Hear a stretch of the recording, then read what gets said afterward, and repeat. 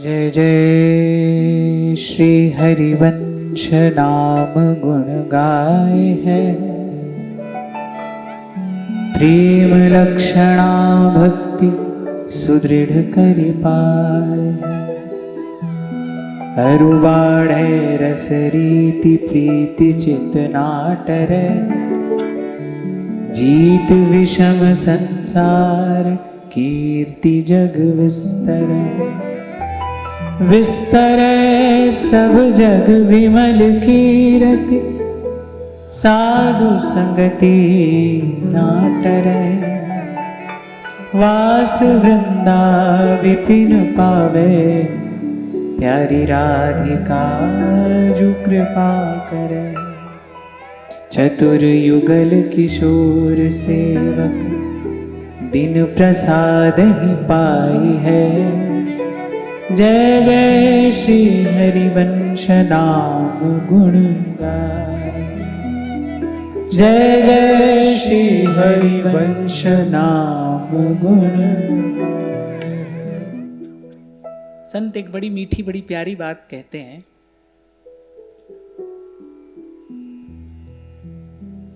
कहते हैं दास में ठाकुर और ठाकुर में दास। बड़ी बड़ी मीठी बात है। कहते दास में ठाकुर, ठाकुर में दास, ठाकुर दूर दास है पास।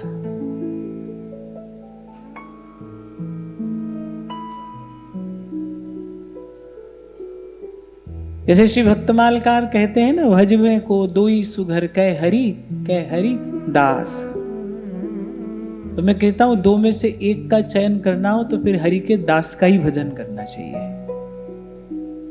उसके अनेक कारण हैं। पहला कारण तो श्री सहजोबाई बताती हैं, हरि तो कुटुंब जाल में घेरी, गुरु ने काटी ममता मेरी।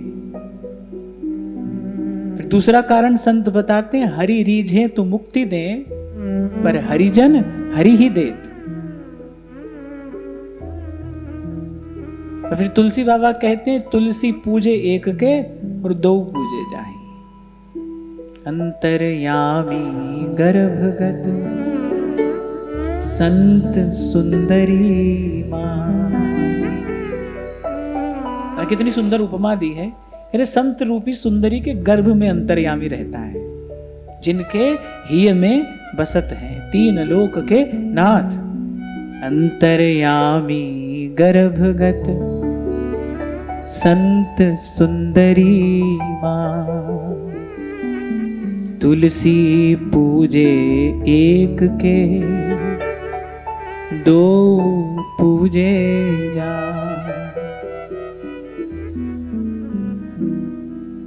और अभी कुछ दिन पहले भी हमने चर्चा की थी, कैसे पता चलेगी हमारी भजन भावना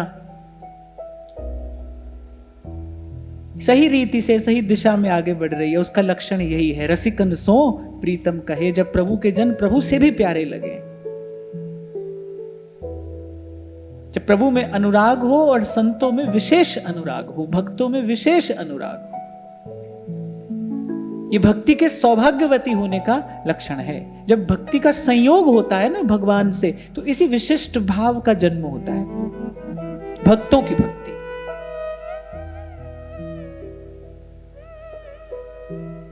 और इसी विशिष्ट सिद्धांत का विचार करके श्री नागरीदास जी कहते हैं, प्रथम श्री सेवक पद सिर नाऊं, प्रथम श्री सेवक पद सिर नाऊं। प्रथम प्रणाम श्री सेवक जी महाराज के चरणों में करते हैं। शायद कल की ही चर्चा में मैंने आपको एक उदाहरण दिया था कि मिट्टी का ढेला और कुम्हार का चाक युग युग तक भी एक साथ पड़े रहें तो कोई घटना नहीं घटती। जब तक वो मिट्टी का ढेला कुम्हार के हाथ में नहीं आता, जिसे चाक चलाना आता है, जिसे पात्र घड़ना आता है, तब तक वो मिट्टी का ढेला ही रहता है। हरि व्यापक सर्वत्र समाना, भगवान तो है ही, भगवान का तो कभी अभाव नहीं है, उसकी तो कभी कमी नहीं है, पर कोई सुझाने वाला, कोई बताने वाला चाहिए। इसीलिए संतों महात्माओं का ये अनुभव है, उनकी वाणी है कि भाई आत्मा और परमात्मा के बीच में जब तक महात्मा नहीं आता तब तक कार्य की सिद्धि नहीं होती, तब तक भीतर परिवर्तन नहीं होता। स्कूल में आप कभी लेबोरेटरी में गए हो, प्रयोगशाला में आप गए हो, तो ऐसे कभी कभी देखा जाता है कि दो केमिकल एक साथ रखे हैं, उनको मिला दो तो भी सब शांत है। फिर एक बूंद डाली जाती है उसमें कैटलिस्ट की, उत्प्रेरक कैटलिस्ट। एक बूंद डालते ही रूप रंग आकार सब बदल जाता है, कभी कभी भयानक विस्फोट होता है। बस जो संत है, जो महात्मा है, जो गुरु है, वो वही कैटलिस्ट है। एक बूंद डलेगी और आपके भीतर बाहर सब बदल जाएगा। और उसके अभाव में वो दोनों रसायन सदा से साथ ही पड़े हैं, लेकिन बिल्कुल अपरिचित जैसे, अछूते जैसे। तभी संत कहते हैं, नैन निकट काजर लसै, पै दर्पण दिखलाए। और आपके मेरे पास तो जो ये रस संपत्ति है, श्री नागरीदास जी ने सेवक जी महाराज की वंदना करने के बाद फिर एक और बात कही है। कहते हैं, बिलसिए खसम को कमायो। बोली रस संपत्ति ये कमाकर हमें दे दी गई है, अब तो केवल इसका सुख लेना है, अब तो केवल इसका आनंद लेना है। और नाद कुलभूषण श्री सेवक जी महाराज का ये प्राकट्य उत्सव है। जैसे कुछ दिन पहले मैंने आपको कहा था ना कि खूब उमंग में भरकर प्रिया जी और लाल जी की जन्म बधाइयां रसिकों ने गाई हैं, पर उससे भी कहीं अधिक गुण गाया है हितजू का। जब हितोत्सव आता है तो फिर रसिकों का उल्लास, उनके मन की उमगन देखते ही बनती है। और उससे भी कहीं अधिक गुण गाया है श्री सेवक जू का। जय जय श्री हित रूप किशोरी लाल, हम जाए री हम जाए। रसिकों को जीवन दान दिया है इन्होंने, हरिवंश नाम का रस वैभव, हरिवंश नाम की रस संपत्ति देकर। मुझे तो कहने में कोई संकोच नहीं है, अगर श्री सेवक जी नहीं होते, जैसे रसिक कहते हैं ना, हित बिन कैसो नित्य विहार, हित के बिना कैसा नित्य विहार है, ऐसे यदि सेवक जी नहीं होते तो सेवक जी यदि नहीं है तो फिर कैसा हरिवंश का वैभव है। हितजू के वैभव को, हितजू के रस रूप को, हितजू के जस को, उनके नाम प्रताप को, उनकी वाणी की महिमा को प्रकट करने वाले श्री सेवक जी हैं। और जो हरिवंश को धर्म सिखावे, सोई तो मेरे प्रभु ते प्रभु भारी। अरे यहां तो रसिकों ने बिल्कुल निर्भ्रांत होकर यह कहा है कि सेवक वाणी जो नहीं जाने, तिनकी बात रसिक नहीं माने। इसलिए आपको भी पुनः पुनः निवेदन किया जाता है कि अगर आप वस्तुतः हित की रस रीति का आस्वादन करना चाहते हो तो फिर इस वाणी की शरण में आइए, क्योंकि सेवक वाणी कुंज में बिहरत परम अनूप। हरिवंश का नित्य विहार तो यहां इस वाणी रूपी कुंज में हो रहा है। तो बड़ा पावन प्रसंग है। और मेरे मन में आज ऐसा भाव स्फुरित हुआ कि एक बार श्री सेवक जी महाराज के प्राकट्य उत्सव के इस मंगलमय समय में एक बार उस पावन प्रसंग का हम सबको स्मरण करना चाहिए। जैसे हरि की कथा अंतर मन के मल को धोने वाली है ना, ऐसे जो हरि के भक्तों की कथा है वो अंतर्मल को तो धोती ही है, पर श्री हरि के चरणों में विशिष्ट अनुराग भी प्रदान करती है।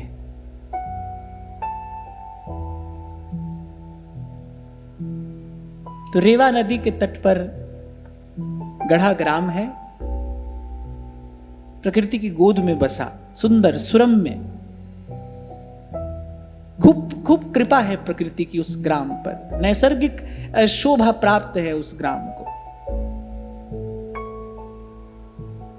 और वहां श्री सेवक जी महाराज, जिनका पूर्व का नाम है श्री दामोदर दास जी, अपने अग्रज भ्राता श्री चतुर्भुज दास जी के साथ रहकर और संत और भगवंत की सेवा में लगे हैं।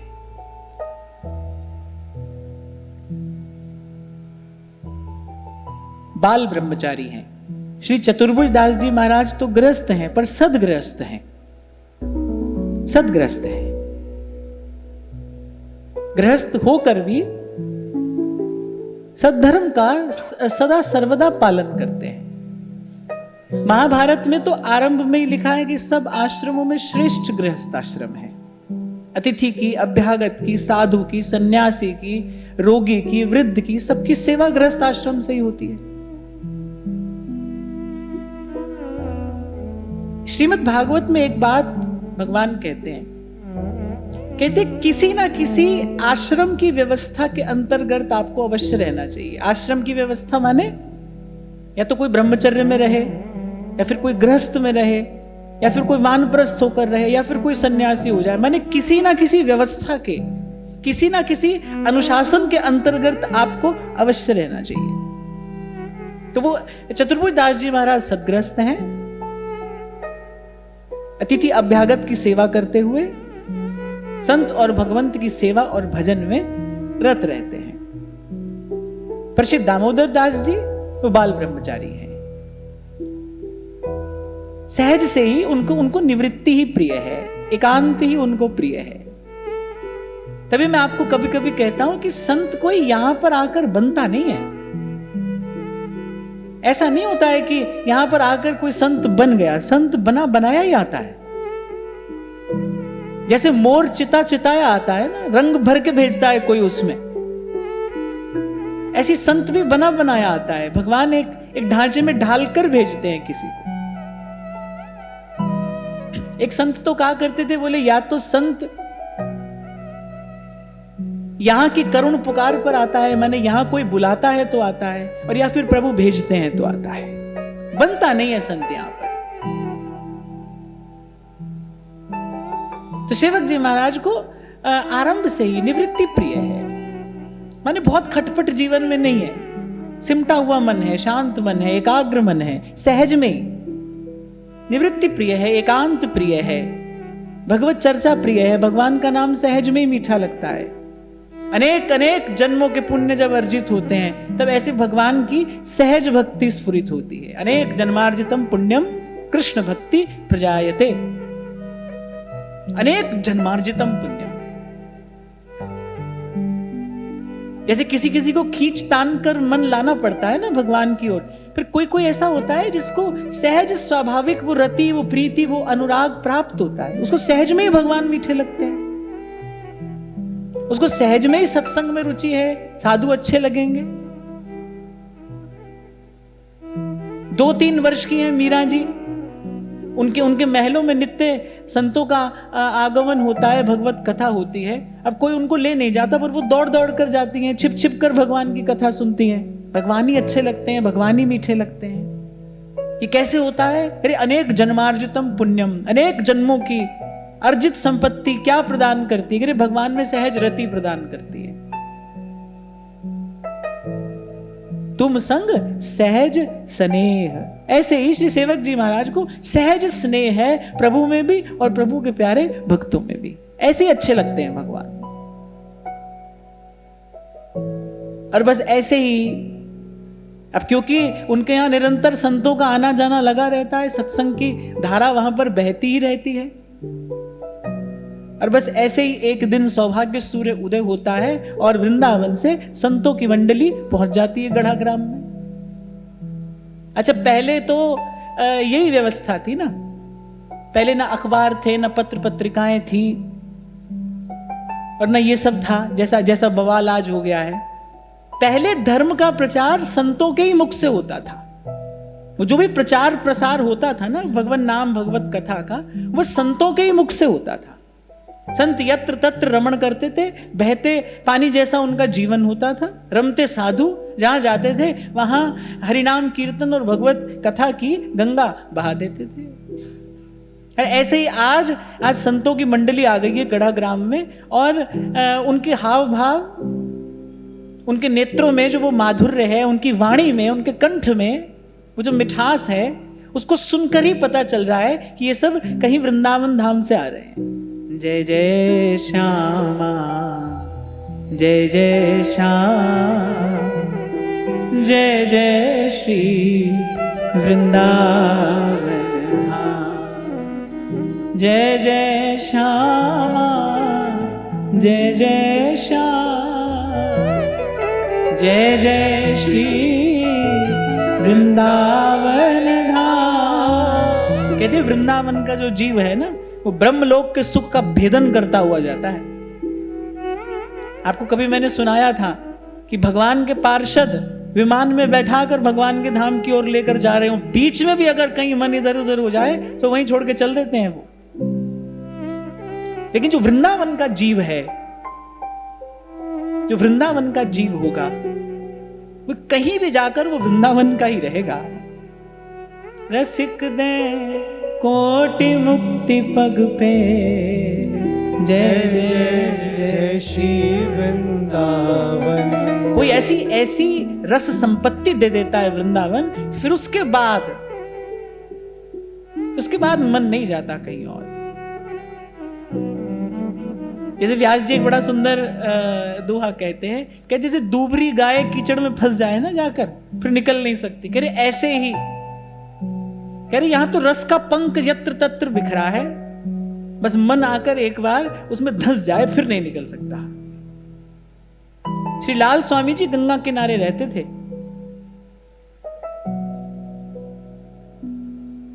श्री गोस्वामी गोपीनाथ जी महाप्रभु जी के तृतीय पुत्र, उनसे उनकी दीक्षा हुई और उन्होंने आज्ञा दे दी कि अब गृहस्थ में ही रहकर भजन करो, जाओ अपने घर गृहस्थ के कर्तव्य का पालन करते हुए भजन करो।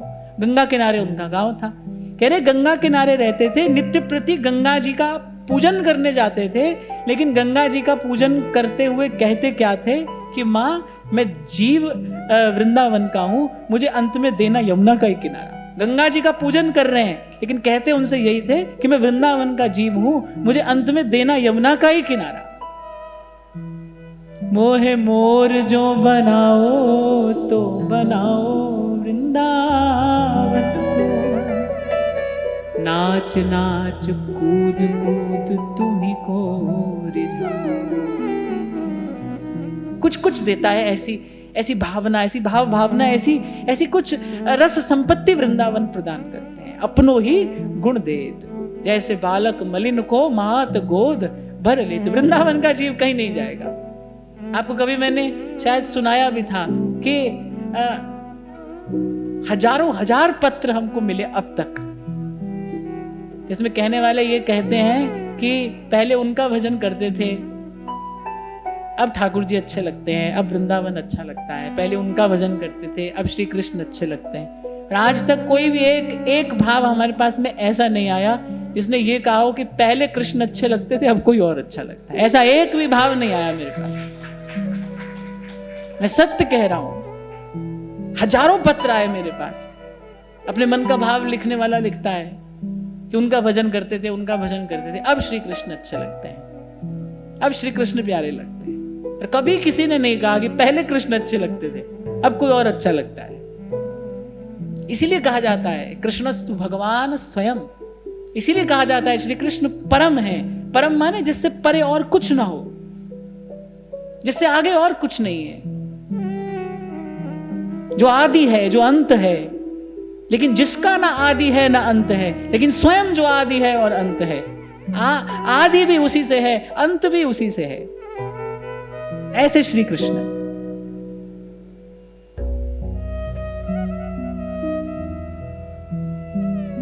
बीच बीच में संत जय घोष करते हैं, वृंदावन बिहारी लाल की जय, राधा वल्लभ लाल की, श्री वृंदावन धाम की जय, श्री यमुना रस रानी की जय। अच्छा, वृंदावन के संतों में भी एक अलग मिठास होती है। वृंदावन के जो संत हैं, जो रसिक संत हैं, उनमें भी एक अलग ही मिठास, एक अलग ही माधुर्य होता है। अभी हम स्मरण कर रहे थे श्री मीराबाई सा का, अनेक अनेक संत आते हैं महलों में। वृंदावन का कोई संत आया और जीवन को एक नई दिशा देकर चला गया। गिरधर गोपाल जी संग में थे और माई मेरो मन हर लीनो, मन हर लिया उन संत गिरधर गोपाल ने मीरा जी का। संत तो अनेक आए महलों में, वृंदावन से कोई ऐसा संत आया जो वो जीवन को अलग दिशा में मोड़कर चला गया, गिरधर गोपाल देकर चला गया। और बस जब गिरधर गोपाल आए जीवन में, फिर कोई और रह नहीं गया। मैंने कहा ना, ये किसी और को रहने नहीं देंगे। श्री कृष्ण अगर जीवन में आए तो फिर ये किसी और को रहने नहीं देंगे। अभी कुछ दिन पहले मैंने एक चित्र देखा, किसी बच्चे ने बनाया होगा। उसमें ऐसे एक मनुष्य की ऐसे दोनों टांग पकड़कर और श्री कृष्ण खींच कर लिए जा रहे हैं, और जिसकी टांग खींचकर जा रहे हैं ना, वो कह रहा है अरे अरे छोड़ो मुझे, छोड़ो मुझे। और श्री कृष्ण कह रहे हैं कि हमारे पास आया ही क्यों था, अब हम नहीं छोड़ेंगे। तू क्यों आया था हमारे पास? तू एक बार हमारे पास आया, तूने एक बार आकर हमसे कहा कि मैं आपकी शरण में आया हूं, अब हम तुझे नहीं छोड़ेंगे। वो कह रहा है कि नहीं नहीं मुझे छोड़ो। कह रहे नहीं, अब नहीं छोड़ेंगे। अस प्रभु छाड़ भजहि जे आना, ते नर पशु बिन पूछ समाना। तभी ध्रुवदास जी कहते हैं ऐसे रसिक किशोर प्रभु, ऐसे कोई वाक्य कहा जाता है ना, तो किसी एक शब्द पर विशेष बल दिया जाता है, एक शब्द पर विशेष बल दिया जाता है। वहां कह रहे ऐसे रसिक किशोर प्रभु जिन न भजे चित लाए। ऐसे प्रभु को छोड़कर किसी का भजन करते हैं।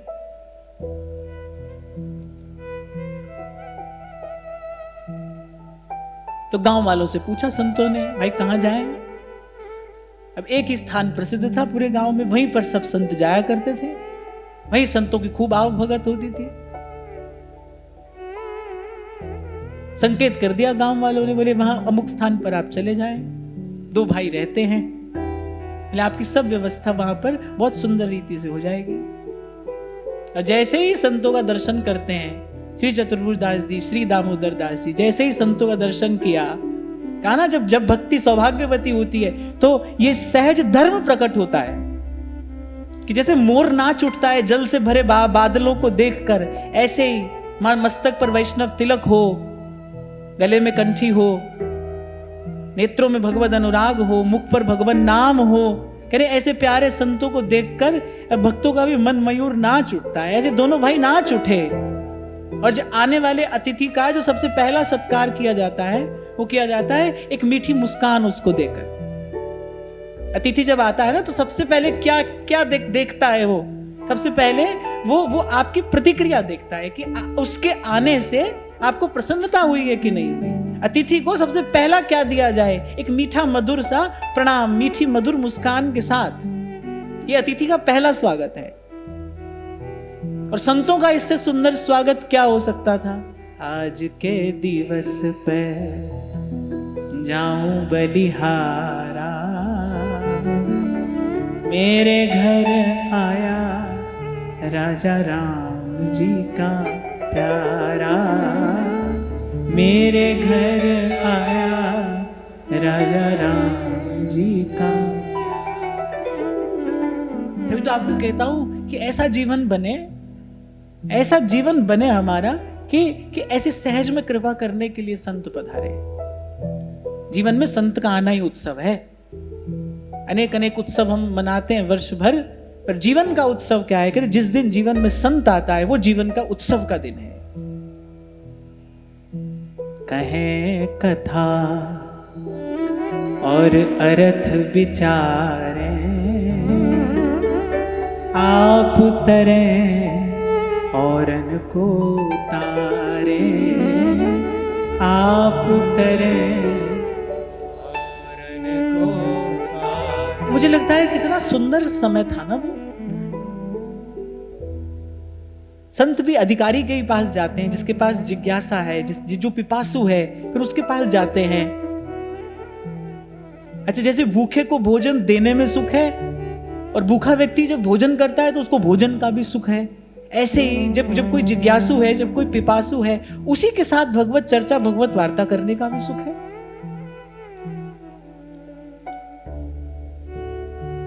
तभी मैं आपको कई बार निवेदन करता हूं, भाई ये सुंदर सुयोग प्रभु की कृपा से जो बन गया है ना, हमारा प्रयास रहे कि आपके मेरे बीच में भगवत चर्चा के अतिरिक्त, सत चर्चा के अतिरिक्त कभी कोई और भाव, कभी कोई और बात न आए। यही आपका मेरा सुख है, यही आपका मेरा आनंद है। इसी को आपको मुझे बनाए रखना है, बचाए रखना है। कोई और भाव आपके मेरे बीच में ना आए, न लेना न देना। आप भी केवल हरि गुणगान सुनने के लिए आए, और मैं भी हरि का गुण गाने के लिए आऊं। आपके मेरे बीच के संबंध की पवित्रता सदा बनी रहे, ऐसी ही बनी रहे, कोई और हमारा उद्देश्य ना हो जाए। कह रे दास मिले हरिदासा, जन्म जन्म की पूरी आशा, जन्म जन्म की पूरी आशा। खूब आओ भगत संतों की चरण धोए, प्रसाद पवाया, और फिर उनके चरणों में जाकर मौन शांत बैठ गए। दोनों का मन शांत है, मन में कोई प्रश्न तो है नहीं, बैठ गए कि अब संतों का वो जो कृपा अम्बुद है वो सहज में ही बरसेगा। अच्छा, श्रोता जब पास में आता है, जब सच्चा श्रोता, जब वास्तविक श्रोता पास में आता है, तो उसका परमाणु वक्ता को प्रेरित करता है, प्रभु का गुण गाने के लिए प्रेरित करता है। श्री सुखदेव जी महाराज तो श्रीमद् भागवत का अमृत अपने भीतर भरकर यत्र तत्र विचरण कर ही रहे थे, पर जैसे ही परीक्षित मिले बैठ गए। जो कहीं नहीं रुकते, जो कहीं नहीं थमते, वो भी बैठ गए। और फिर 7 दिन 7 रात निरंतर भगवत कथा की गंगा प्रवाहित करते हैं। श्रोता मिल गया, कोई सुनने वाला मिल गया। तो आज संतों को ये 2 जिज्ञासु पिपासु भ्राता मिल गए। बस भगवत चर्चा आरंभ हो गई। अब वृंदावन के संत थे, मैंने कहा ना, वृंदावन के संतों के तन मन प्राणों में वृंदावन वृंदावन वृंदावन ही है। वे जो कहें सो वृंदावन, सुने सो वृंदावन, गाएं सो वृंदावन, और ध्याएं सो वृंदावन। वृंदावन वृंदावन वृंदावन करते करते और बस श्री महाप्रभु जी की चर्चा आरंभ हो गई। व्यास जी भी अपनी वाणी के आरंभ में ही कहते हैं, जब रसिकन कृपा करी। अरे सबसे पहले संत मिले, तब पाए हरिवंश। जब हरिवंश कृपा करी, मिटे व्यास के संग। इसलिए भाई बलिहारी तो सदा ही संतों की है, संत है। उसका प्रसाद, उसका संदेश, उसके आगमन की सूचना जीवन में संत ही तो लेकर आता है। इसीलिए मैंने कहा संत का जीवन में आना वास्तविक उत्सव है। संत आ जाए जीवन में। अच्छा, अचानक आएगा, अचानक आएगा। भ्रम भूल में भटकते उदय हुए जब मिला अचानक गुरु मुझे, लगी लगन की श्री महाप्रभु जी की चर्चा आरंभ हो गई।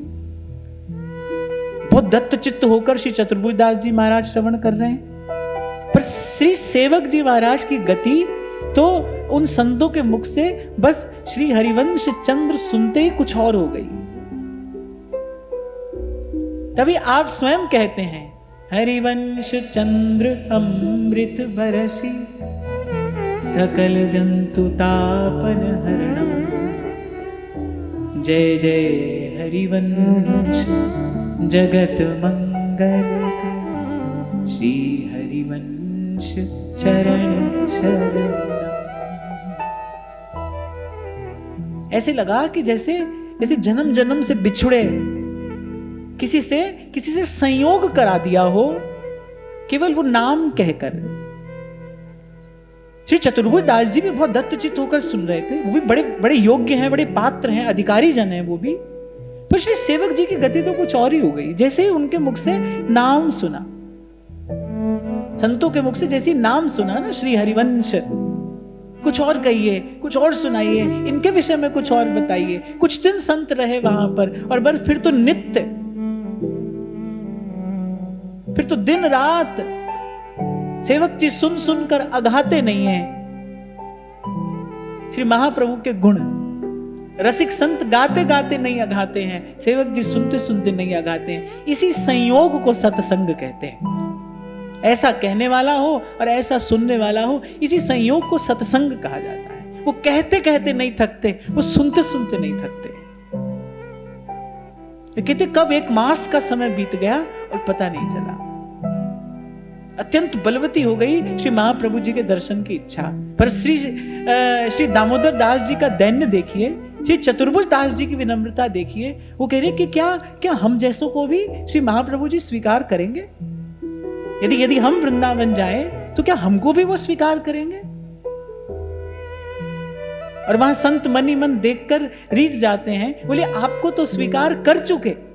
आपके हृदय में जो उनके चरणों के प्रति ये जो सहज अनुराग उमग रहा है, ये इस बात का प्रमाण है कि श्री महाप्रभु जी आपको स्वीकार कर चुके।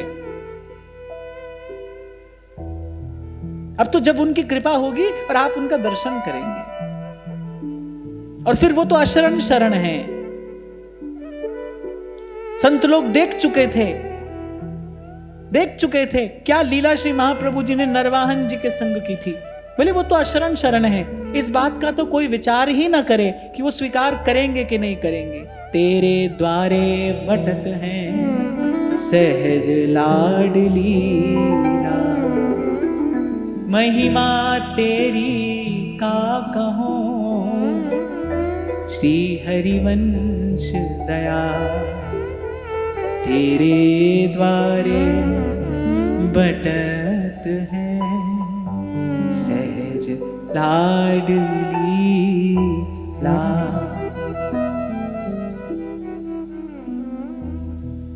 और संत प्रेरणा और प्रोत्साहन से भरकर चल दिए। पर तेरे मन कुछ और है, करता के कछु और।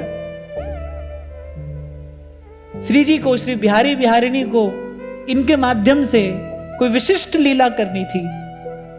और कहते हैं कि श्री चतुर्भुज दास जी के घर में कोई ऐसा अवसर आ गया जिससे 3 महीने वो दर्शन के लिए वृंदावन की यात्रा का शुभारंभ नहीं कर पाए। 3 महीने बाद फिर वृंदावन से संतों की मंडली वहां पर पहुंची। पर अब की बार उन संतों में वैसा उत्साह नहीं था। अब की बार संतों के मुखमंडल वैसे सहज प्रसन्न नहीं थे। कुछ अनिष्ट की आशंका तो दोनों भाइयों के मन में हो ही रही थी। शुभ कार्य में यदि विलंब होता हो तो सबसे पहला अशुभ लक्षण तो यही है। तो दोनों भाइयों के मन में कुछ अनिष्ट की आशंका तो हो रही थी, पर धीरज धरा। पहले संतों की आव भगत की, प्रसाद पवाया, सेवा की, कुछ चरण शुश्रूषा करके फिर बड़ा धीरज धर के उन्होंने पूछा कि वृंदावन में सब मंगल तो है ना। और वो समय वो था जब यहां श्री हरिराम व्यास जी आकुल व्याकुल होकर गा रहे थे कि रसिक सभा को उठको ठाठ सिंगार। वृंदावन का सौभाग्य सूर्य तो अस्त हो गया, रसिकों की सभा का श्रृंगार चला गया। बड़ी देर तक संत कुछ कह नहीं पाए। नेत्रों से बस अश्रु की धारा टपक रही है। और वहां दोनों भाइयों के मन में वो अधीरता, वो व्याकुलता, छटपटाहट बढ़ती जा रही है। एक वृद्ध संत ने बहुत धीरज धर के कहा कि आचार्य चरण तो अपनी लीला संवरण करके नित्य निकुंज धाम को चले गए। और बस ये सुनते ही श्री दामोदर दास जी तो पछाड़ खाकर गिर पड़े। कुछ क्षणों के बाद श्री चतुर्भुज दास जी की भी वही दशा। बड़ा प्रयास करने के बाद संतों ने उनकी चेतना को लौटाया। अब क्या किया जाए, कैसा हमारा दुर्भाग्य है। इसी को कहते हैं जग जंजाल। इसी में उलझे रह गए और श्री चरणों के दर्शन भी नहीं कर पाए। अनेक प्रकार का विलाप दोनों भाई करते हैं। संतों ने धैर्य दिया। संतों ने कहा कि धीरज धरिए, उनके स्थान पर उनके ज्येष्ठ पुत्र अब आचार्य पीठ पर विराजमान हैं, आप उनके शरणागत होकर उपासना पद्धति ग्रहण करिए। श्री चतुर्भुज दास जी महाराज को तो ये बात स्वीकार हो गई। उन्होंने कहा कि आप संत उचित ही कहते हैं, अब एक क्षण का भी विलंब नहीं होना चाहिए। पहले के विलंब से कितनी बड़ी क्षति, कितनी बड़ी हानि हमारे जीवन में हुई, अब एक क्षण का भी विलंब नहीं होना चाहिए। बार बार वो श्री दामोदर दास जी से कहने लगे कि चलो अब इसी क्षण वृंदावन की ओर चलते हैं। पर उनके मन की दशा तो कुछ और थी। उन्होंने कहा कौन जाएगा, कहां जाएगा, मैं तो अपने तन मन प्राण आचार्य के चरणों में निवेदन कर चुका हूं। मेरा लक्ष्य कोई मंत्र या कोई उपासना पद्धति प्राप्त करना नहीं है। मेरे जीवन का लक्ष्य तो श्री महाप्रभु जी का दर्शन और उनके चरणों की धूल अपने मस्तक पर धारण करना है। इन संतों के मुख से मैंने सुना है कि वो नंद नंदन की भुवन मोहिनी वंशी का अवतार हैं। सब संत उनको समझा रहे हैं कि आचार्य अपनी लीला का संवरण करके जा चुके हैं, अब पुनः उनका दर्शन कैसे होगा। श्री सेवक जी महाराज ने कहा कि भगवान का श्रीमुख वाक्य है, आचार्यम माम विजानियात, आचार्य को मेरा ही स्वरूप जानना। यदि भगवान अपने भक्तों को समय समय पर दर्शन दे सकते हैं, फिर आचार्य अपने भक्तों को दर्शन क्यों नहीं दे सकते। और श्री सेवक जी महाराज ने कहा कि भाई बाकी बात है मेरे भाग्य की, पर मैं अपना लक्ष्य नहीं बदलूंगा, मैं अपना उद्देश्य नहीं बदलूंगा। अरे देह तो छूटेगो पे नेह ना छूटेगो माई। आचार्य के श्री चरणारविंद का दर्शन यही मेरे जीवन का लक्ष्य है। बहुत समझाया श्री चतुर्भुज दास जी महाराज ने, सब संतों ने सेवक जी महाराज को बहुत समझाया, पर जाको है जासो मन मान्यो, सो है ताके हाथ बिकान्यो। सेवक जी महाराज के मस्तक पर ब्रह्म तेज और एक बाल ब्रह्मचारी का वो पर्वत के समान अविचल शुद्ध संकल्प कैसे टल जाते। और फिर जैसा मैंने कहा ना, श्री जी को इनके माध्यम से विशेष लीला करनी थी। श्री जी को किसी अद्भुत रस रहस्य का उद्घाटन इनके माध्यम से कराना था। वो तो पहले ही चुन लिए गए थे, वो तो निमित्त बन गए थे श्री जी की किसी विशिष्ट लीला के। श्री चतुर्भुज दास जी महाराज ने संतों के संग ही वृंदावन के लिए प्रस्थान किया। और श्री सेवक जी महाराज वहीं एक अश्वत्थ वृक्ष के नीचे, श्री सेवक जी महाराज ने दोनों भुजा उठाकर और समग्र अस्तित्व को, भगवान भुवन भास्कर उस समय नवमंडल में थे, सूर्य चंद्रमा साक्षी रहे, प्रकृति का एक एक कण मेरी पवित्र प्रतिज्ञा का साक्षी हो। दोनों हाथ उठाकर सेवक जी महाराज कहते हैं, 7 दिन तक एक आसन पर यहां पर बैठकर मैं अपने प्राण प्रियतम को पुकारूंगा। 7 दिन के भीतर यदि मुझे दर्शन हुआ तो ठीक, अन्यथा मैं अग्नि स्नान कर लूंगा। और बैठ गए। पास में क्या है, उनके हाथ में क्या है। कल ही हम बात कर रहे थे ना कि नाम रूप लीला और धाम को एक छोर आप पकड़ लो। सेवक जी महाराज ने नाम का आश्रय ले लिया और श्री हरिवंश श्री हरिवंश श्री हरिवंश बस रटन लगा दी। रट ही तो सकते थे, ना तो आचार्य का दर्शन किया है, ना उनकी उपासना पद्धति से अभी कोई पूर्ण परिचय है, क्योंकि जब तो भावना भावित होकर किया जाता है ना, अपने इष्ट के आराध्य के स्वरूप का ध्यान करते हुए जब किया जाता है उसे जप कहते हैं। पर सेवक जी महाराज तो रट रहे हैं, इसीलिए अपनी वाणी के आरंभ में ही कहते हैं, नाम रटत आई सब सोही। बैठ गए। है क्या पास में, क्या है? दरस तेरे की प्यास मन लागी। बड़ा सुंदर भाव है ये, कहिए। दरस तेरे की प्यास मन लागी, सहज आनंद बसे बैरागी, सहज आनंद बसे बैरागी। दरस तेरे की प्यास मन लागी, दरस तेरे की प्यास मन लागी।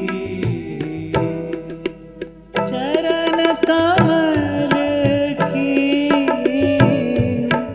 आस प्यारे, चरण कमल की आस प्यारे, चरण कमल की आस प्यारे, चरण कमल की आस प्यारे। जम किंकर नस गए बिचारे,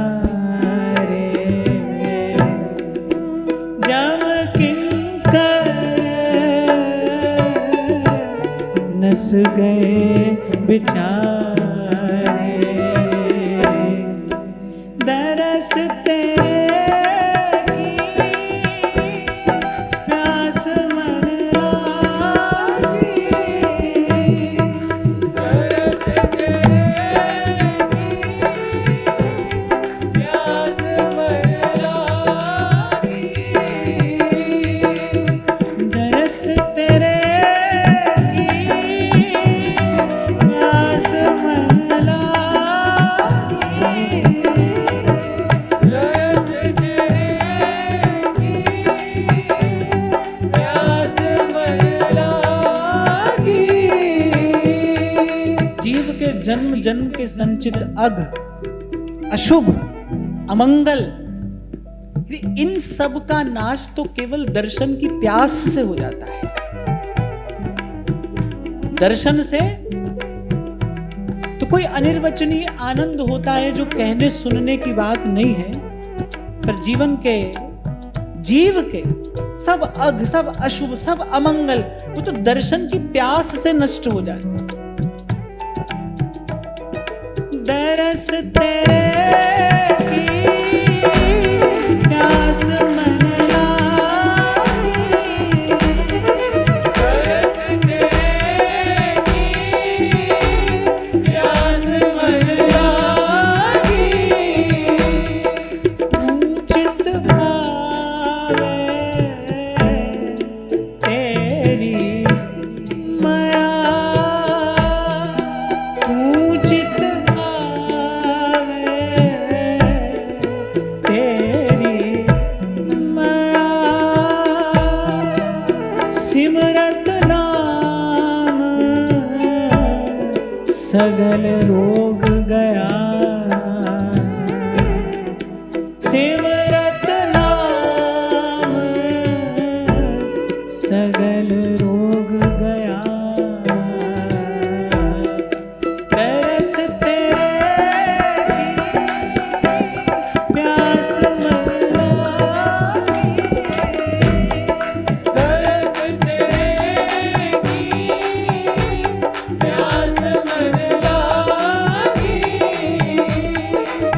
सहज आनंद भयो बैरागी,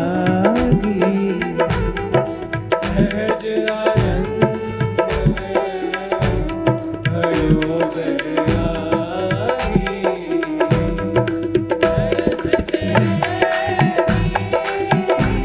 प्यास मन लागी, तरस तेरी प्यास मन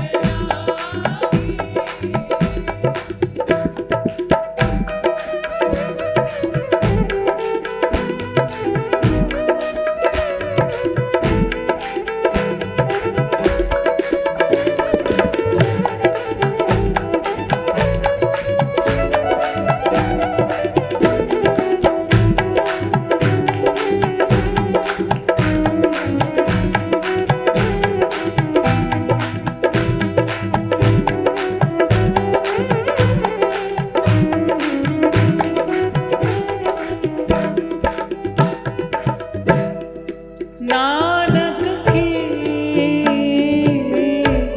अरदास सुनी जय, नानक की अरदास सुनी जय, नानक की अरदास सुनी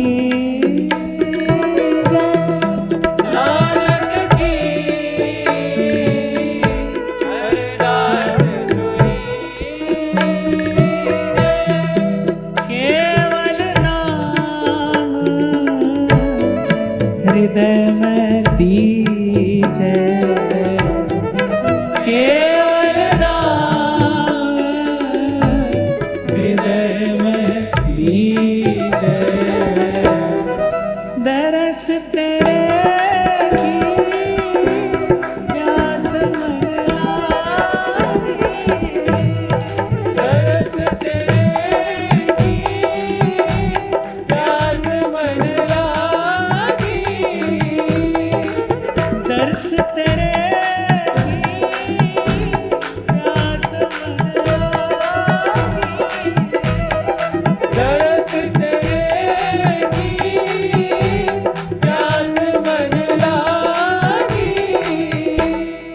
चरण कमल की आस प्यारे, चरण कमल की आस प्यारे, चरण कमल की आस प्यारे, चरण कमल की आस प्यारे, जम किंकर नस गए विचारे, जम किंकर नस गए विचारे,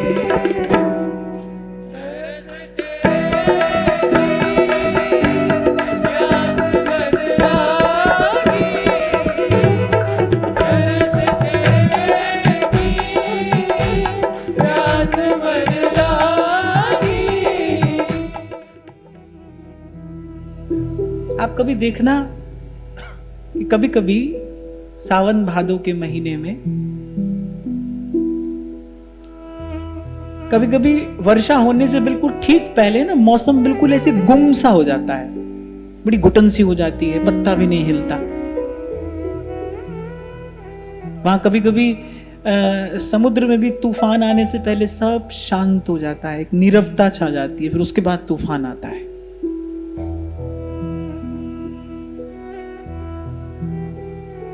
और फिर हमारे प्रभु का तो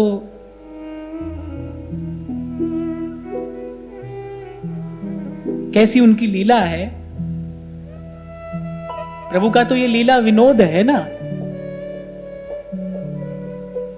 कि घने अंधकार के बीच में श्री कृष्ण चंद्र प्रकट होते हैं। जब चारों ओर छा गया अंधकार, और केवल कृष्ण पक्ष का ही अंधकार नहीं था, काले काले बादलों ने और ढक लिया कर आकाश को, गहन अंधेरा, गहरा अंधेरा। और फिर एकाएक प्रभु का प्रागट्य होता है। ऐसे ही श्री सेवक जी व्रत लेकर संकल्पबद्ध होकर बैठ गए। जिव्या पर नाम है और रोम रोम में क्या है? दरस तेरे की प्यास मन लागी। देखो, बेचैनी तो संसार के प्रेम में भी है, प्रभु के प्रेम में भी है।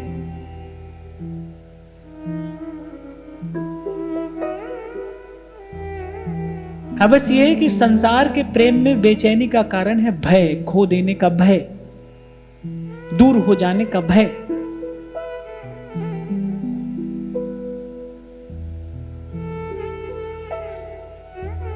और प्रभु के प्रेम में जो बेचैनी है उसका कारण है प्रतिक्षण बढ़ता आनंद। मन का धीरज खाली दुख में नहीं छूटता है, सुख में भी छूट जाता है। आपने सुना होगा कभी कभी कोई व्यक्ति प्रसन्नता नहीं झेल पाता है,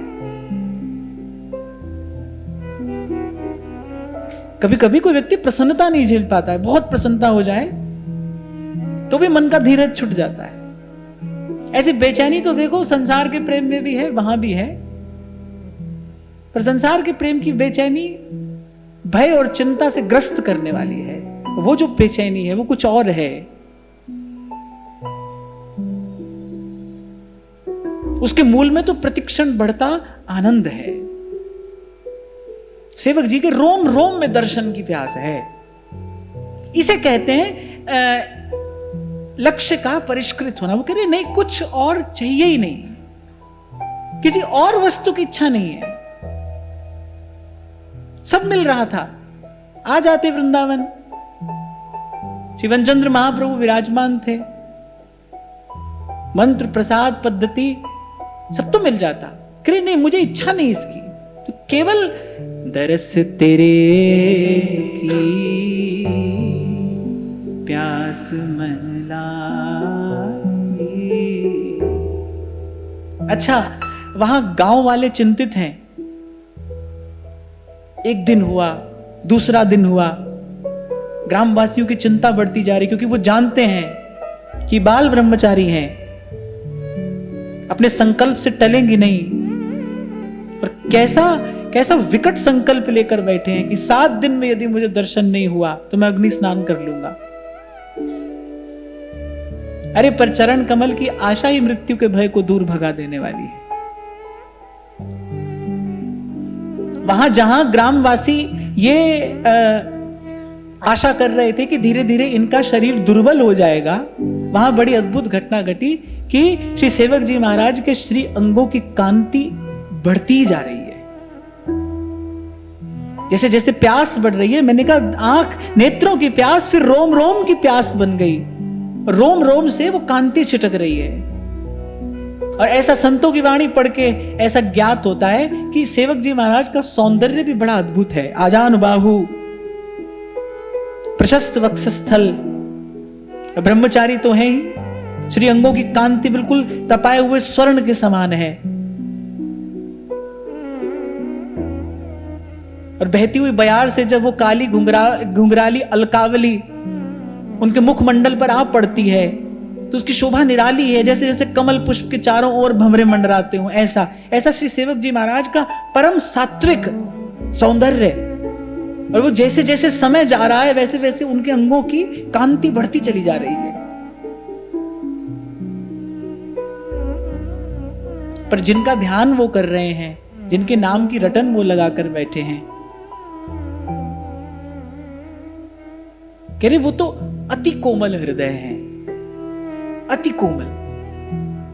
श्री प्रिया जी के चरणार वृंद को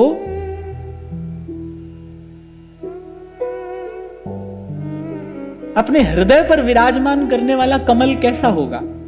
श्री महाप्रभु जी का हृदय कमल है, जहां श्री प्रियाजू के चरणारविंद अखंड रूप से विराजमान रहते हैं। कैसी उस कमल की कोमलता होगी, कैसी उस कमल की सुंदरता होगी, कैसी उस कमल की सुवास होगी, जिस कमल पर श्री प्रियाजू के चरणारविंद नित्य निरंतर अखंड विराजमान रहते हैं। ऐसा श्री महाप्रभु जी का हृदय। सेवक जी महाराज तो 7 दिन की बात कहकर बैठे थे, पर वहां तो केवल 3 ही दिन में, तीसरा दिन, और सेवक जी को ऐसे लगा कि जैसे मुझे नींद आ रही है। वो बार बार अपने आप को तंद्रा से जगाने का प्रयास कर रहे हैं, पर क्या देखते हैं कि आंख बंद करते हैं या आंख खोलते हैं, दृश्य एक सा है। कल कल करके बहती हुई श्री यमुना जी हैं। देखत नव निकुंज सुन सजनी लागत है अति चारु, और माधविका केतकी लताले रचो मदन आगारू। अति कमनीय विराजत मंदिर नवल निकुंज, और सेवत सगन प्रीति जुत दिन मीन ध्वज पुंज। रसिक राशि जहां खेलत श्यामा श्याम किशोर, और चहु और राधा करावचित पल्लव वल्लरी के। राधा पदांक विलसन मधुर स्थली के। राधा यशो मुखर मत्त खगावली के। राधा विहार विपिने रमता निगम ब्रह्म परसत नहीं जो रस सबते दूर। रस वैभव श्री सेवक जी के नेत्रों के सामने प्रत्यक्ष होने लगा। और सेवक जी महाराज को दर्शन की आशा किसके है?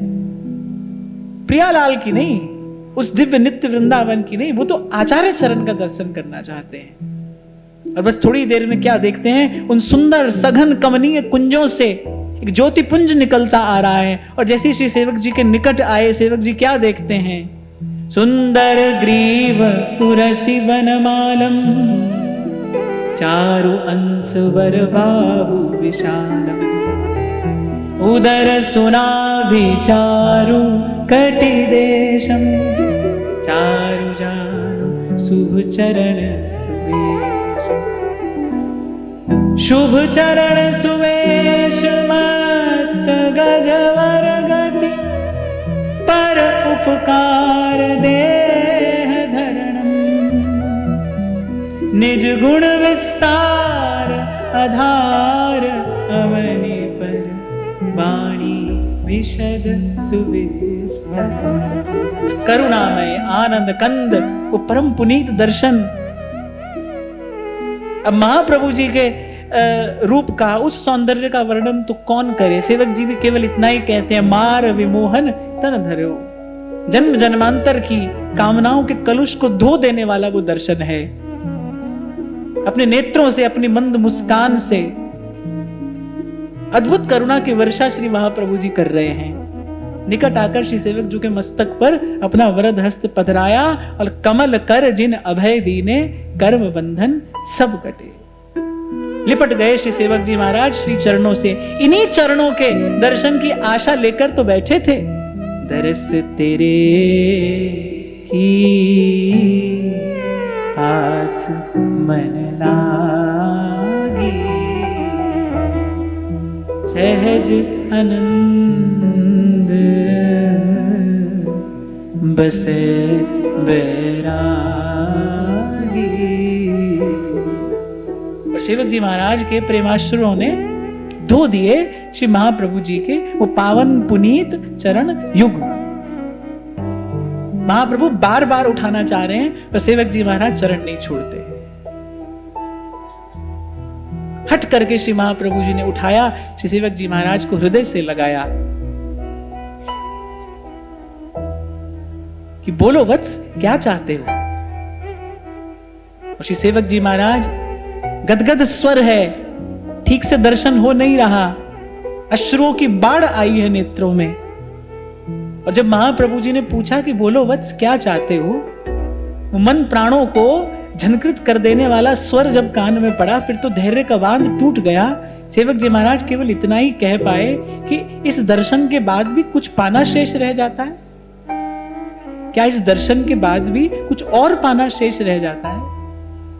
और मानो श्री महाप्रभु भी मन ही मन जानते तो हैं कि हाँ, इस दर्शन के बाद कुछ और पाना शेष नहीं है। पर फिर भी तुमसे पूछता हूं कि कुछ और इच्छा है? सेवक जी महाराज मौन, कुछ इच्छा नहीं है। अरे सारी इच्छाएं तो आपके दर्शन की इच्छा से ही पूरी हो गई थी, दर्शन के बाद इच्छा कैसे रहे? दर्शन के बाद कामना का कलुष कैसे रह सकता है? निकट बैठा कर श्री महाप्रभु जी ने पुनः अपना वरद हस्त मस्तक पर रखा, अपने हित तत्व का रस रहस्य श्री सेवक जी को प्रदान किया, उस दिव्य नित्य वृंदावन का दर्शन कराया, जहां कबहु क निर्मित तरल हिंडोला, झूलत फूलत करत। महाप्रभु जी ने अपने भाव नेत्र श्री सेवक जी को प्रदान किए, जिससे श्री सेवक जी देखते हैं, देखो माई सुंदरता की सीमा, ब्रज नव तरुणी कदम्ब नागरी, निरखी करत अधग्रीवा, देखो माई सुंदरता की सीमा। कैसे छवि ठाड़ी कर जोरे और गुण कला चौर डोरे, और द्युति से वह तन गोरे और रति बलि जात है। कैसे प्यार ही की कुंज और प्यार ही की सेज रची, उस नित्य दिव्य वृंदावन का दर्शन श्री सेवक जी महाराज कर रहे हैं। और आचार्य का वो वपु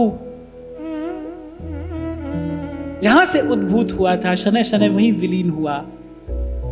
अब सेवक जी की गति, अब सेवक जी की दशा कुछ और है। कभी हंसते हैं, कभी रोते हैं, वाग गदगदा द्रवते यस्य चित्तम। कभी हंसते हैं, कभी रोते हैं, छिन छिन रुदन करंत, छिन छिन हहर हसंत। गांव वालों ने समझा, क्योंकि बीच बीच में चिल्ला पड़ते हैं, हा हरिवंश, हा हरिवंश। और कैसा कैसा करुण स्वर है ये, कैसा करुण स्वर है, किसी के भी हृदय को भेद दे, ऐसी करुणा है उस स्वर में, ऐसा प्रेम है उस स्वर में, कि जब श्री सेवक जी महाराज हा हरिवंश कहते हैं तो वो जो पंछी हैं उनका कलरव और मधुर हो जाता है, जैसे प्रकृति उत्तर देती हो उनके स्वर का। अच्छा, गांव वालों ने राम सुना था, कृष्ण सुना था, शिव सुना था, नारायण सुना था, पर ये बार बार ये पुनः पुनः हा हरिवंश क्या कहता है, ऐसा तो गांव वालों ने कभी सुना ही नहीं था। उनको तो लगा कि भाई ये विक्षिप्त हो गया है, उनको तो लगा बौरा गया है, पगला गया है। गांव वाले तो ये समझते हैं भाई कोई बला लग गई है इसको। और वहां सेवक जी की ऐसी दशा, और यहां श्री चतुर्भुज दास जी महाराज वृंदावन में श्री महाप्रभु जी के, वनचंद महाप्रभु जी के चरणाश्रित होकर मंत्र और उपासना पद्धति प्राप्त करके राधा वल्लभ लाल का भजन करते हैं। कभी कभी श्री सेवक जी के विषय में चर्चा हो जाती है श्री वनचंद्र महाप्रभु से। सेवक जी महाराज के गुण सुन के वनचंद्र महाप्रभु के हृदय में इच्छा होती है कि उनका दर्शन किया जाए, उनको वृंदावन बुलाया जाए, उनको यहां आना चाहिए, यही उनका स्थान है, यही उनको परम विश्राम प्रदान करेगा। कुछ काल के बाद तो श्री वनचंद्र महाप्रभु ने श्री चतुर्भुज दास जी महाराज से विशेष आग्रह करके कहा कि किसी भी प्रकार उनको यहां लेकर आइए। अब गुरु की आज्ञा है, आचार्य की आज्ञा शिरोधार्य करके श्री चतुर्भुज दास जी महाराज पहुंचे। लंबी यात्रा करके वो वापस गढ़ा ग्राम पहुंचे। वहां गांव वालों से पूछा कि कहां है। गांव वालों ने कहा कि अरे जब से आप गए 2-3 दिन बाद कोई ऐसी घटना घटी कि ऐसा लगता है कि वो तो विक्षिप्त हो गए हैं। अब उनका कोई ठौर ठिकाना नहीं है, अब किसी एक ठिकाने पर वो नहीं रहते। बोले क्षुधा पिपासा निद्रा तो जैसे उनसे कोसों दूर भाग गई है। उसके बाद ना उनको किसी ने खाते देखा है, ना पीते, ना सोते। बस थोड़ी थोड़ी देर के बाद कभी कभी पूर्व से और कभी पश्चिम से, और कभी इस सघन वन से और कभी रेवा के किनारे से बस एक स्वर सुनाई पड़ता है, हा हरिवंश, हा हरिवंश। बस उसी स्वर का अनुसंधान करते करते श्री चतुर्भुज दास जी महाराज सेवक जी के पास पहुंचे, दर्शन किया, हृदय से लगा लिया, आचार्य चरण का संदेश सुनाया। पर सेवक जी महाराज तो एक प्रकार से जैसे माया काल से अतीत हो चुके हैं ना, उनकी दशा तो विचित्र है, न्यारी है, त्रिगुणातीत। जैसे श्री सुखदेव जी महाराज का दर्शन होता है, ऐसे त्रिगुणातीत उनकी अवस्था है। जैसे रोम रोम से रस चू रहा है, रोम रोम से रस टपकता है। और जब हा हरिवंश कहते हैं, जैसे सारा अस्तित्व कंपित हो जाता है। जब श्री चतुर्भुज दास जी ने श्री सेवक जी की दशा देखी तो समझ गए कि कोई भी व्यवहारिक वार्ता इस समय इनको समझ में नहीं आएगी। पुनः वापस वृंदावन पहुंचे और कहते कुछ काल के बाद, थोड़े से समय के बाद, संतों की एक मंडली के हाथ से श्री सेवक जी महाराज ने आचार्य कृपा से प्राप्त अपनी ये भेंट, ये श्री सेवक वाणी जो है वो वृंदावन की ओर भेजी। पर वहां वनचंद्र महाप्रभु के हृदय में हलचल बढ़ती जा रही है। कहते हैं ये ऐसी अद्भुत घटना घटी कि आचार्य के मन में श्री सेवक जी महाराज के दर्शन की लालसा है कि कौन सा ऐसा समय आए, कौन सी ऐसी घड़ी आए जब मैं उनका दर्शन करूं। कहते अब की बार विशेष आग्रह करके आचार्य चरण ने श्री चतुर्भुज दास जी महाराज को कहा कि हाथ पकड़कर उनको लिवा लाइए, कहिए जाकर उनसे कि हमारी इच्छा है, हमारी आज्ञा है, वो हमारी आज्ञा को अस्वीकार नहीं करेंगे। और कहते हैं अभी चतुर्भुज दास जी महाराज चले ही थे कि मार्ग में ही संतों के हाथ से सेवक वाणी का दर्शन हो गया। और जब आचार्य चरण को वो वाणी निवेदन की, आचार्य चरण का रोम रोम पुलकित। और कहते हैं कि श्री आचार्य चरण ने श्री सेवक जी महाराज के नाम एक पत्र लिखा। अभी महाराज जी वृंदावन शोध संस्थान ने उस पत्र को प्रकाशित किया है। वो पत्र आज भी जबलपुर में किसी एक व्यक्ति के यहाँ क्षत विक्षत अवस्था में सुरक्षित है। उसकी मूल प्रति के साथ में उस पत्र को उन्होंने प्रकाशित किया है कि वनचंद्र महाप्रभु ने कहा कि सब धर्मियों में आप सर्वोपरि भाग्यवान हैं। और वहां वनचंद्र महाप्रभु संकल्प कर लेते हैं कि जैसे ही श्री सेवक जी महाराज वृंदावन आएंगे, श्री जी का सब भंडार उन पर लुटा दूंगा। सेवक जी महाराज को जब आचार्य प्रभु की आज्ञा प्राप्त होती है तो वृंदावन के लिए चल देते हैं। और कहते हैं कि जब श्री सेवक जी महाराज चले हैं, वहां से वृंदावन पहुंचते पहुंचते कहते मार्ग में आने वाले कण कण को श्री हरिवंश नाम से आनंदित करते हुए श्री सेवक जी महाराज आए हैं। पर जब वृंदावन पहुंचे तो मंदिर में आने का साहस नहीं हो पा रहा है, क्योंकि आचार्य का संकल्प सुन के सेवक जी महाराज बहुत संकोच में पड़ गए कि मेरे लिए श्री जी का सब भंडार लुटा दिया जाएगा। और जब आचार्य चरण को यह पता चला कि संकोच के मारे श्री सेवक जी श्री जी के सन्मुख नहीं आ पा रहे हैं, तो आचार्य ने कहा कि संकल्प तो हम ले चुके हैं, पर थोड़ा संशोधन हम अपने संकल्प में करते हैं कि केवल श्री जी का प्रसादी भंडार हम लुटाएंगे, पर भंडार तो हम लुटाएंगे। क्या न्योछावर करूं मैं उन पर? आचार्य चरण के हृदय में आनंद समा नहीं रहा है, क्या न्योछावर करूंगा मैं उन पर? और जब ये बात श्री सेवक जी महाराज ने सुनी, कहते तब वो मंदिर में आए। स्वयं श्री वनचंद्र महाप्रभु श्री राधा वल्लभ लाल की सेवा कर रहे थे। और कहते हैं कि जैसे ही श्री सेवक जी महाराज ने मंदिर में प्रवेश किया, यानी पूरा मंदिर झनकृत हो उठा। रट हरिवंश जप हरिवंश श्री हरिवंश सुना रे। रट हरिवंश जप हरिवंश श्री हरिवंश सुनाम रे। रट हरिवंश जप हरिवंश श्री हरिवंश सुनाम रे। जैसे मानो मंदिर का कण कण श्री हरिवंश श्री हरिवंश श्री हरिवंश कह रहा है। और कहते राधा वल्लभ लाल के नेत्र चंचल हो उठे जैसे ही श्री सेवक जी महाराज ने मंदिर के प्रांगण में प्रवेश किया। जैसे ही श्री जी के सन्मुख हुए, राधा वल्लभ लाल के नेत्र चंचल हो उठे। वनचंद महाप्रभु समझ गए कि वो आ गए हैं। तभी श्री जी के नेत्र चंचल हो उठे हैं। नेत्रों के चलन से श्री वनचंद्र महाप्रभु सेवा में प्रवीण हैं। श्री जी के नेत्रों के चलन से समझ गए कि वो मंदिर में आ गए हैं। यद्यपि सेवा में थे तो भी जैसे ही श्री सेवक जी महाराज को सन्मुख देखा, कह रहे आनंद में भर कर दौड़ कर गए, सेवक जी को हृदय से लिपटा कर, हाथ पकड़कर और श्री राधा वल्लभ लाल के सन्मुख किया और कहा कि भाई तुमसे अधिक भाग्यशाली और कोई नहीं है।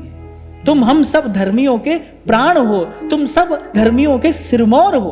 और उसी समय तत्काल श्री वनचंद महाप्रभु ने आज्ञा की कि श्री सेवक वाणी को सदा श्री चतुरासी जी के संग ही रखा जाए, अर्थात आचार्य वाणी के समकक्ष इस सेवक वाणी को पधराया।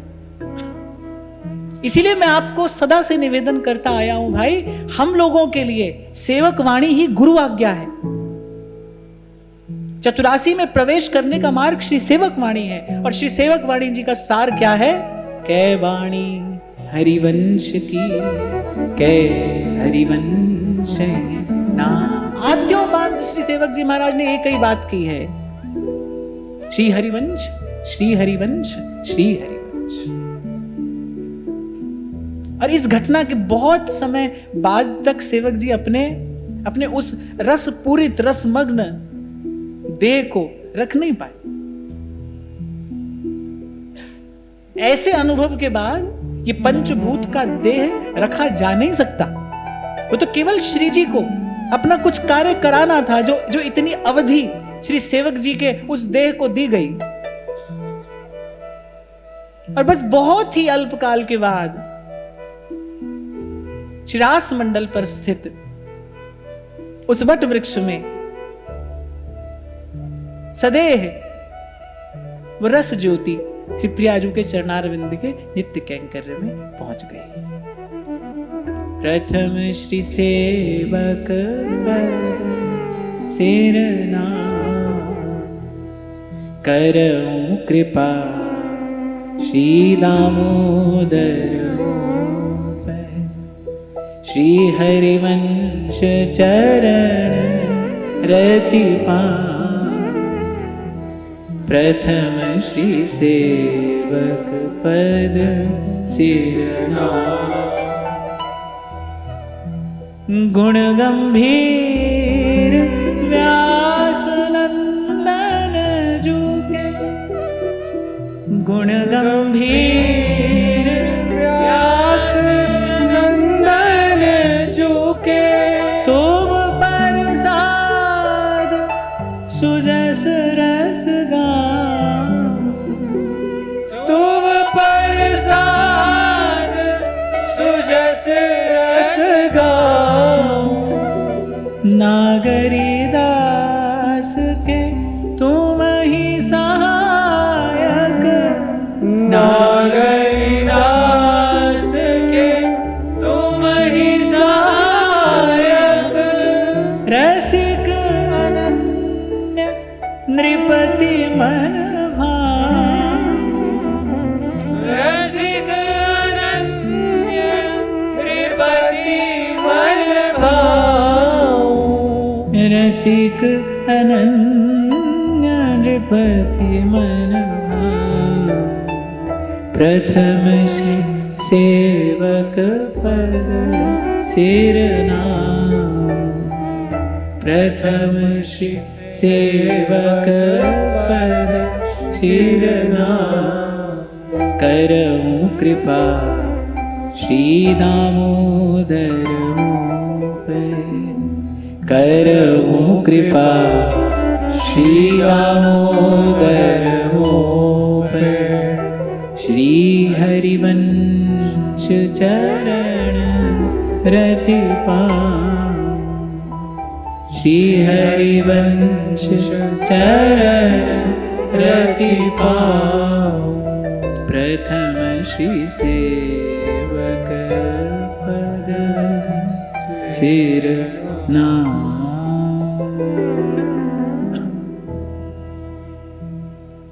तो मन के सब कलुष धोकर श्री आचार्य के चरणों की विमल रति प्रदान करने वाला ये पावन चरित्र है। इसका कथन, इसका श्रवण, इसका स्मरण, इसका चिंतन श्री प्रियालाल के श्री चरणों में विशुद्ध भक्ति की भावना को दृढ़ करने वाला है। इस पावन चरित्र का प्रसाद श्री सेवक उत्सव के उपलक्ष्य में लाडली लाल की कृपा से आज हम सबको मिला। आज की वार्ता, ये पवित्र वार्ता, ये लाडली लाल की प्रिय वार्ता उन्हीं के श्री चरणों में निवेदन करते हुए महाराज श्री के चरणों में प्रणाम। आप सब के हृदय स्थित प्रभु को, भाव प्रभु को